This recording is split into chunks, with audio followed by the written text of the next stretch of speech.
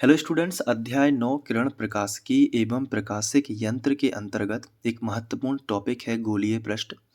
और ये गोलीय पृष्ठ दो प्रकार के हैं, एक अवतल गोलीय पृष्ठ है और एक उत्तल गोलीय पृष्ठ है। और दोनों के लिए अपवर्तन सूत्र भी काफ़ी इम्पोर्टेंट होते हैं और ये हमारे बेसिक नॉलेज के लिए भी इम्पोर्टेंट है, साथ ही साथ ये बोर्ड परीक्षा की दृष्टि से भी कई बार पूछे गए हैं। तो इनको हम अच्छे से समझ लेंगे। तो आपको इसमें जिस तरीके से मैं यहाँ पे इस डेरिवेशन को करवाऊँगा भाषा के साथ में, तो आप उसको भी उसी तरीके से एग्ज़ाम में लिखेंगे तो आपका एक भी अंक नहीं कटेगा। बस आपको ध्यान से देखना है और एक बार व्यंजक समझ लेने के बाद आप इसका स्क्रीनशॉट या वीडियो को पॉज़ करके आप पूरा लिख लेना और इसका एक बार रिवीजन ज़रूर करना ताकि ये अच्छे से आप कर पाओ। तो चलिए शुरुआत करते हैं।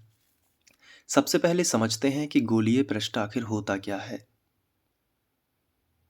तो वैसे तो आप लोग सभी जानते हैं गोला आखिर क्या कहलाता है।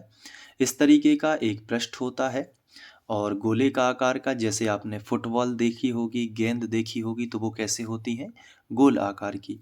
तो वैसे ही यहाँ पे 2D में एक चित्र बना है जो कि गोल आकार का है।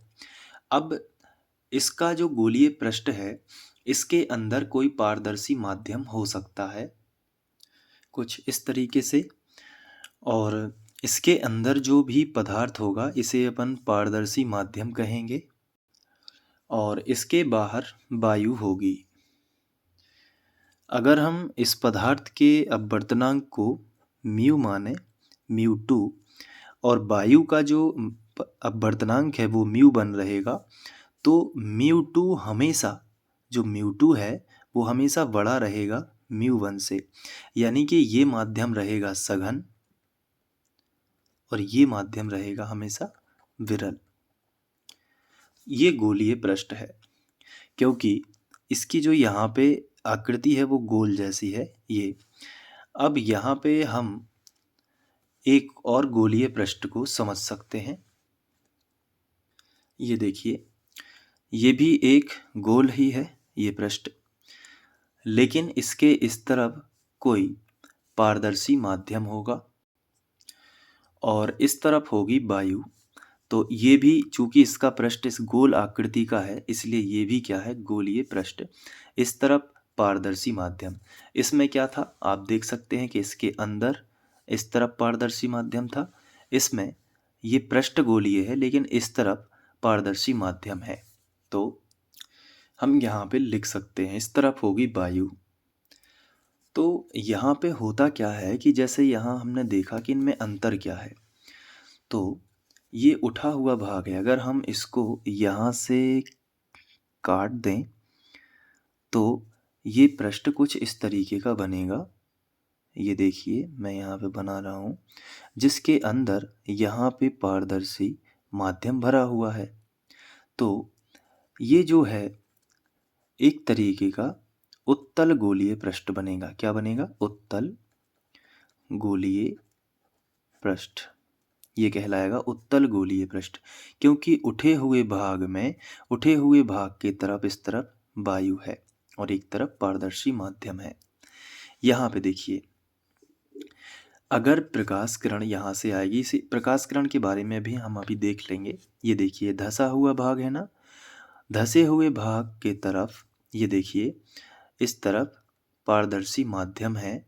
तो ये क्या है, यहाँ पे इसका धंसा हुआ भाग जो है वो वायु में है, इसका उठा हुआ भाग वायु में है, इसलिए ये उत्तल गोलीय पृष्ठ है। इसका धंसा हुआ भाग वायु में है, इसलिए ये अवतल गोलीय पृष्ठ हो जाएगा। तो इस तरीके से आप देख सकते हैं कि ये है उत्तल अवतल में अंतर। जैसे हमने यहाँ पे बनाया एक पृष्ठ, तो अगर हम इसमें, ये गोलीय पृष्ठ है, लेकिन अगर हम इस तरफ कोई सघन माध्यम भरेंगे या मानेंगे तो ये जो रहेगा ये उत्तल गोलीय पृष्ठ कहलाएगा। लेकिन अगर हम इस तरफ कोई पारदर्शी माध्यम भर देंगे तो इसका जो है ये अवतल गोलीय पृष्ठ कहलाएगा। ये बस अब यहाँ पे याद रखने योग्य बात है। तो फिर से समझ लीजिए, अगर ये इस तरीके से हमने बनाया और हम अगर इसका उठा हुआ भाग वायु की तरफ करते हैं तो ये उत्तल, यानी उठा हुआ भाग वायु रखना है तो ये अंदर हमें पारदर्शी माध्यम भरना होगा, तो उठा भाग हो जाएगा वायु की तरफ। और अगर हम इसमें धँसा हुआ भाग वायु की तरफ करेंगे, अगर हम धँसा हुआ भाग वायु की तरफ करेंगे तो ये देखिए, तो अंदर हमें कोई माध्यम भरना होगा, तो ये बन जाएगा फिर अवतल गोलीय पृष्ठ। तो जो भाग वायु की तरफ है वही पृष्ठ कहलाएगा गोलीय पृष्ठ।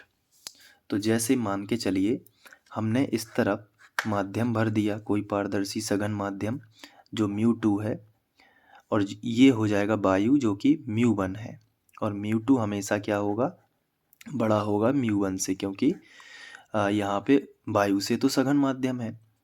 तो बताइए कौन सा पृष्ठ होगा। तो देखिए इसका धँसा भाग वायु की तरफ है ना, तो धँसा भाग जब वायु की तरफ है तो इसका मतलब ये हुआ कि ये अवतल है, क्योंकि धँसा भाग वायु की तरफ है। ये देखिए यहाँ पे अगर हम उठा भाग वायु की तरफ करते हैं तो उत्तल गोलीय पृष्ठ होता है, और अगर हम धँसा भाग वायु की तरफ करते हैं तो ये अवतल गोलीय पृष्ठ होता है। तो ये उत्तल और अवतल गोलीय पृष्ठ हमने जान लिए हैं। अब हम इसके डेरिवेशन को बहुत अच्छे से कर पाएंगे।